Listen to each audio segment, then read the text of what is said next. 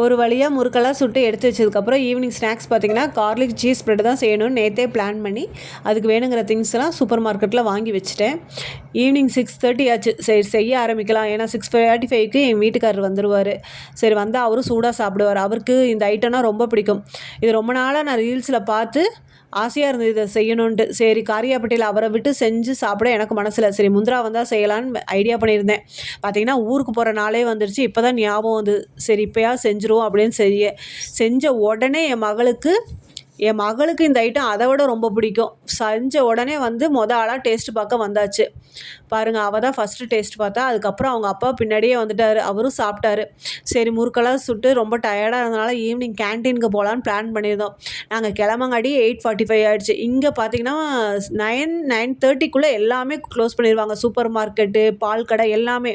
அதுக்கு மேலே அவங்களுக்கு பிஸ்னஸ் ஆனாலும் பரவாயில்ல, ஆகேட்டையும் பரவாயில்லன்னு கரெக்டாக 9:15க்கு க்ளோஸ் பண்ணிடுவாங்க. இதுவே நாங்கள் ஐஸ்கிரீம் சாப்பிட்டு வெளியே வந்தோம், கடையை க்ளோஸ்